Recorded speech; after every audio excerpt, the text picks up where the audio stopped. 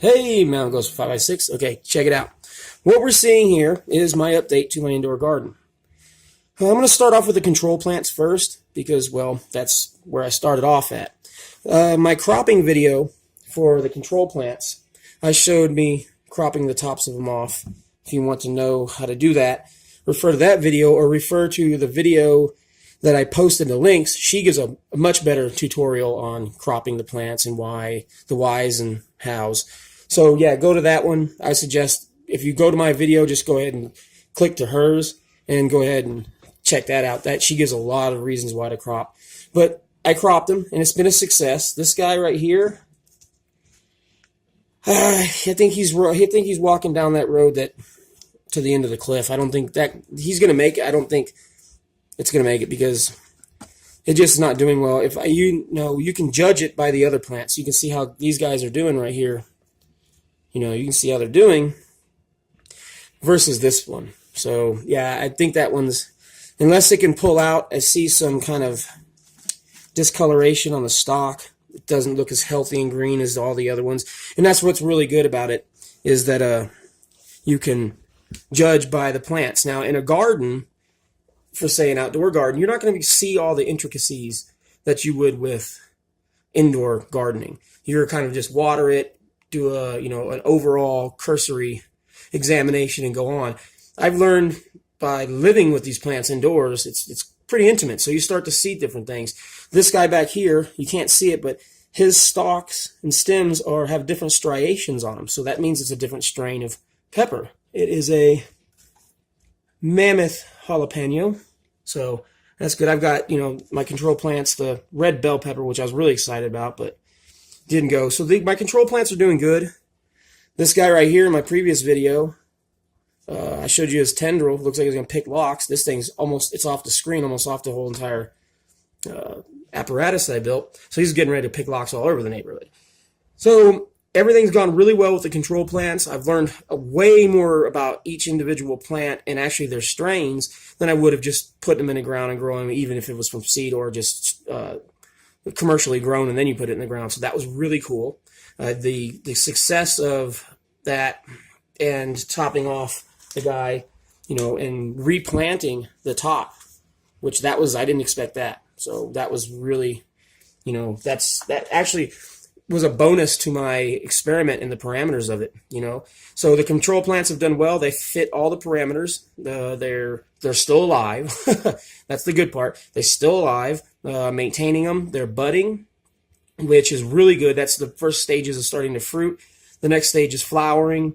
And once it flowers, then I'm going to have to stimulate them and touch them and stuff like that. It sounds kind of weird. I'm not a weirdo plant fetish guy. I just, you got to touch the plants. It just makes them pollinate and germinate and do its thing. So, okay, enough of that nonsense.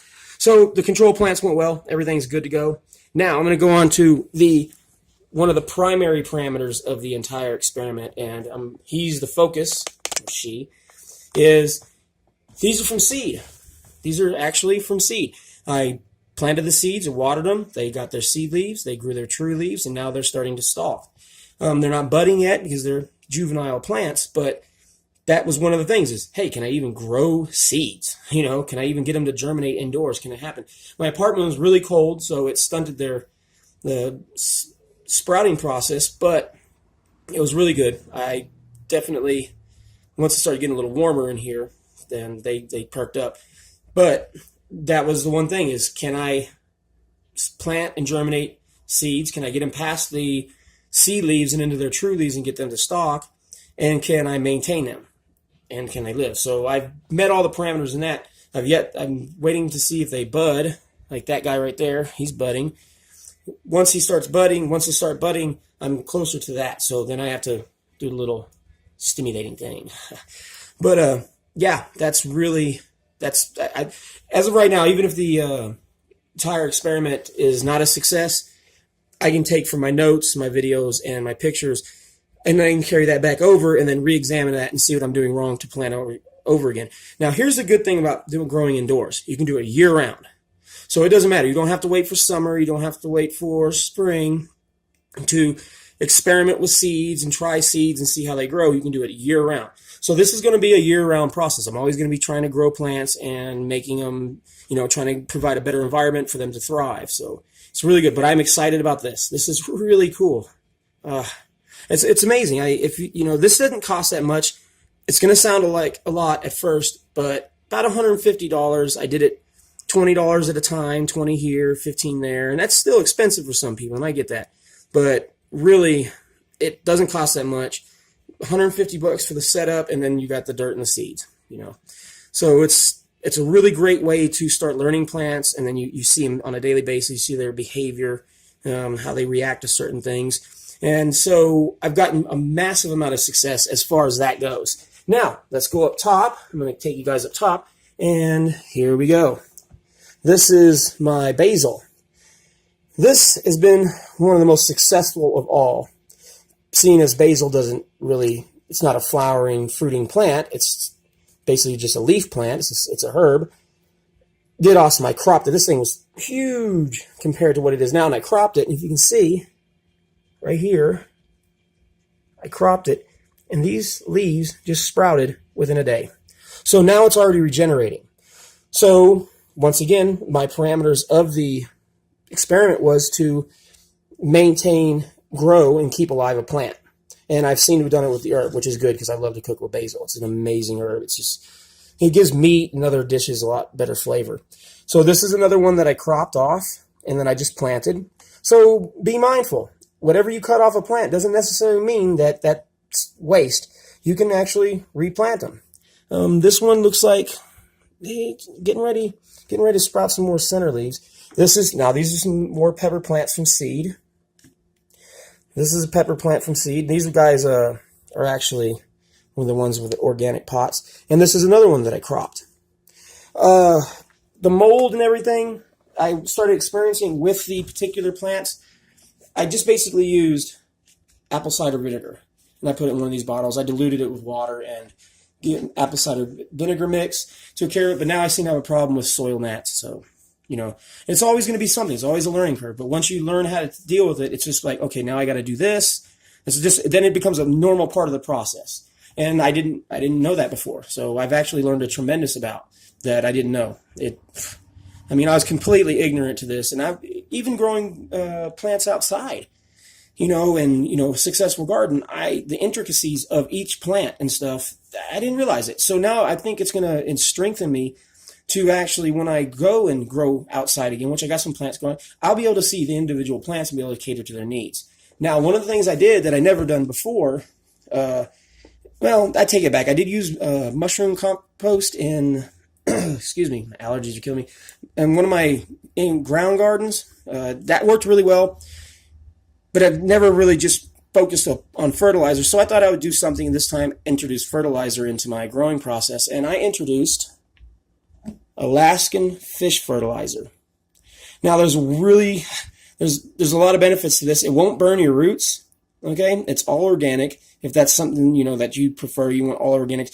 I don't use pesticides. I don't want to do that because this experiment entails being able to grow food efficiently in more austere times. I'm not going to be able to run over and get pesticide. You can get fertilizer everywhere. Hell, we even make fertilizer. But pesticide. So I want to try to do it without that.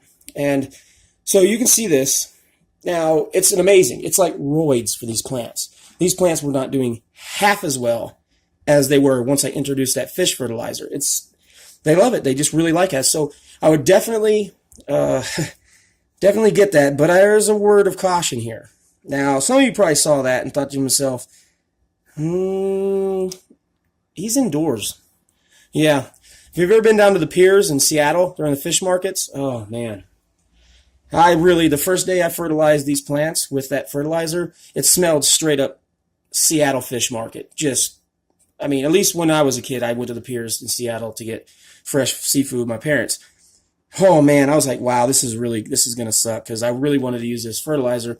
Well, as the days went on, it dissipated and then it kind of smelled like somebody needs to change their fish tank or kind of fish tank water to there is no traceable odor. So that was really cool, but wow, that was interesting. I have a guest over and it's like, why does it smell like you've got about 10,000 dead fish in your apartment? and I don't see one fish. You start questioning friends that have odd smells in their apartment. You don't know where they're coming from, what the hell that smell was. Well, I suggest you find out what that smell is, and hindering on where it's emanating from, you may or may not have a friend anymore. But anyways, so the success is really good. I'm really happy with this. I don't usually get things this right at the first time. Now I have, like I said, I've lost one. I lost one plant, and I'm probably going to lose this one. But it's a learning curve of attrition. You kind of get close to these plants, and then you're thinking to yourself, wow. Then you start seeing them die, and you're thinking, wow, not only did you you weren't able to care for the plants, you failed in your mission, your primary goal of keeping something alive. So yeah, that's really one of the things I wanted to show you guys. The update's doing really well. I've got several different strains of peppers. My control plants are doing good, minus that guy and the one that died.